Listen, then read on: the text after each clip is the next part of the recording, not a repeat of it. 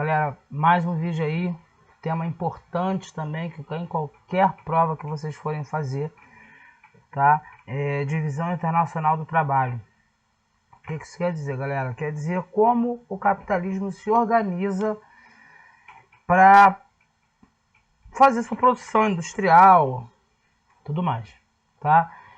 Então, lá no capitalismo comercial, a gente vai ter a fase do colonialismo, ou seja, a primeira fase de colonização mundial, dividida entre metrópoles e colônias, tá? As metrópoles enviam para as colônias as manufaturas, tá? E retiram das suas colônias de exploração, principalmente, metais preciosos, especiarias, escravos, as matérias-primas que eles vão utilizar para fazer a sua produção. No capitalismo industrial, até a Segunda Guerra Mundial, né? Continua tudo mais ou menos da mesma forma, tá? Se retirando dessas colônias de exploração a matéria-prima para produtos industriais, nesse momento, né? Então a colônia manda para a metrópole os produtos primários, ou seja, as matérias-primas, tá? A gente está vivendo uma fase de imperialismo, que é a segunda fase das colonizações, tá? Nesse momento já na África e na Ásia, e também ali em torno da Oceania, tá certo? E a gente vai ter, então, o envio das colônias por produtos primários, matérias-primas, agrícolas, minerais, fósseis e tal, e a gente vai ter o envio de produtos já industrializados, tá? Produzidos em série. Nesse momento, as colônias também se tornam um mercado consumidor, tá? Um mercado consumidor para esses produtos industrializados. Então, quando a gente fala de produção em massa, já de Fordismo, keynesianismo, outras formas de produzir, esses modelos de produção vêm lá das metrópoles, das grandes potências, Inglaterra, Alemanha, Espanha, Itália, tá? Estados Unidos, e a gente vai ter o mercado consumidor sendo formado aí também, tá? Nas colônias de exploração. Então as colônias de exploração elas são elevadas, tá? Mantendo aí a sua importância secundária, claro, nesse contexto, mas elas são elevadas a um patamar de mercado consumidor. Nesse momento a gente já tem essas colônias de exploração, muitas delas conseguindo a sua independência, principalmente entre o século XIX e o século XX, modificando seu sistema político e também modificando, aumentando a sua capacidade populacional. Tá? O caso do Brasil, é o caso das antigas metrópoles sul-americanas, das metrópoles da América Central, não é? Algumas colônias da Ásia também começam o seu processo de independência, da África também, muito ali pelas grandes guerras mundiais, né? Onde os países europeus precisam mudar o seu foco para guerrear, para tentar ganhar guerra, para não sair tanto no prejuízo. E as colônias aproveitam para sair fora, para ganhar a independência, cada uma no seu tempo, cada uma no seu ano, mas aproveitam desse expediente, desse cenário, para sair fora da colonização e sendo assim se elevando para grandes mercados consumidores. O que atrapalha nesse momento essas colônias se transformarem em mercados consumidores consolidados, né, até a Segunda Guerra Mundial, é a falta de dinheiro, tá? É a falta de capital para consumir, né? Até porque a venda de produtos primários não gera tanto dinheiro assim, tá? Porque eles não têm transformação, tá? Você não transforma a banana em bananado, então você não tem uma agregação de valor nesses produtos. Já o produto industrial das antigas metrópoles, agora potências mundiais, tem o seu valor agregado, até porque, na realidade, você, quando transforma industrialmente uma matéria-prima, você agrega valor nele. E pode cobrar meio que quanto quiser. tá? Basta que o consumidor tenha dinheiro para comprar ele, tá? É igual carro. Por que tem a classificação de carro popular e carrão? O carro popular, a população consegue comprar porque é mais barato. E você vai ter aqueles carros que são os sonhos de consumo de qualquer um que ninguém consegue comprar, muito pouca gente. Tá? Então, assim, tem esse dilema, mas não há como negar que essas antigas colônias elevam seu novo patamar de mercado, também de mercado consumidor, mas ela mantém aí o status de produtor primário. Tá? Bom, no capitalismo financeiro isso já muda um pouco. Tá? Isso já se complica um pouco mais, já se torna um pouco mais complexo. Tá? Mantém-se o que tinha antes, né? Os países subdesenvolvidos não industrializados como produtores primários, agrícolas, minerais e fósseis, e as grandes potências como produtores industrializados. Tá? Nesse sentido, você tem a agregação de investimentos financeiros e também de empréstimos. Tá? Então, o que acontece? Cria-se o que a gente chama de FMI, o Fundo Monetário Internacional, para gerar empréstimo para esses países não industrializados. Então, essa galera pega empréstimo atrás de empréstimo, se endivida para tentar se incluir no mercado de produção industrial. Tá? Então, a gente tem a elevação de alguns países, não de todos, como Brasil, como Índia, México, África do Sul, né? China.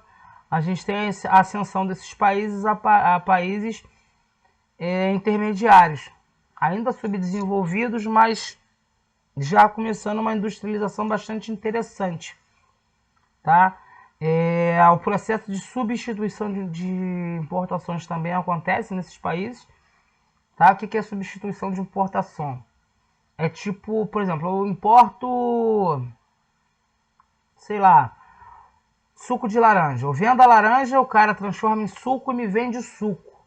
Né? Então eu passo a pegar esse empréstimo na FMI para investir na produção de suco.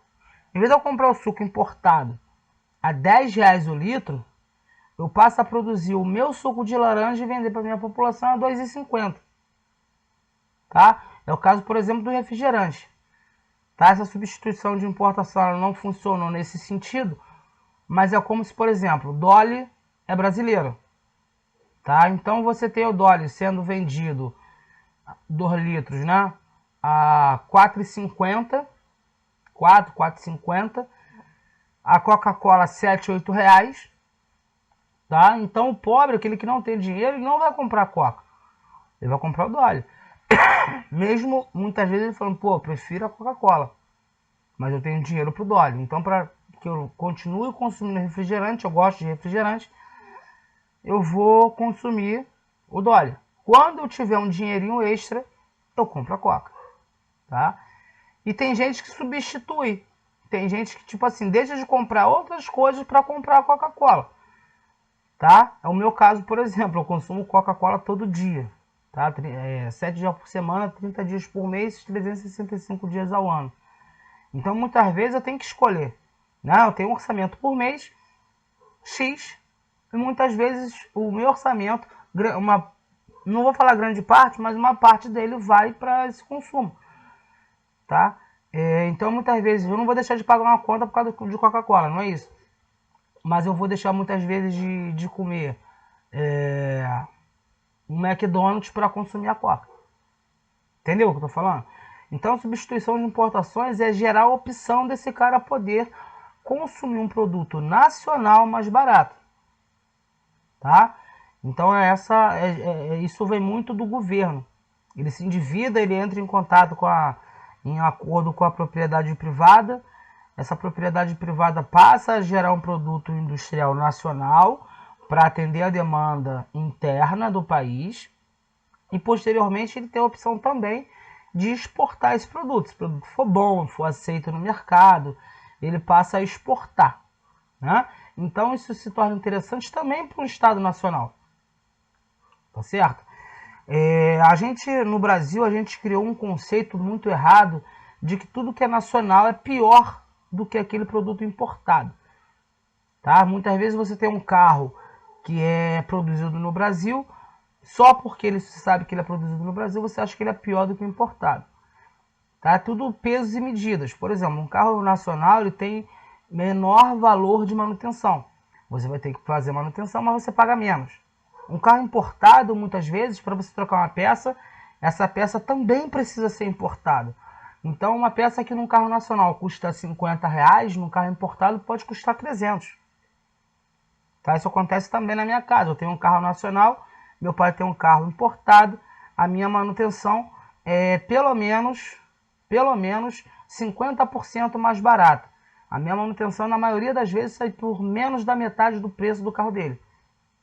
Então, assim, é uma vantagem.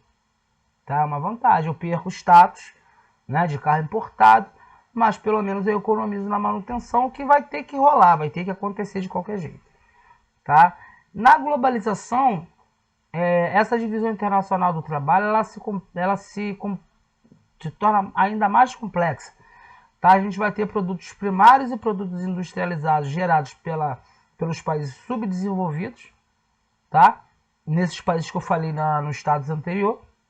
A gente vai ter o surgimento desses países como emergentes, são chamados emergentes, Brasil, Índia, China, México, África do Sul, Nigéria também pode entrar nesse contexto. Alguns países ali do leste europeu também estão começando a entrar nesse status de emergente, tá?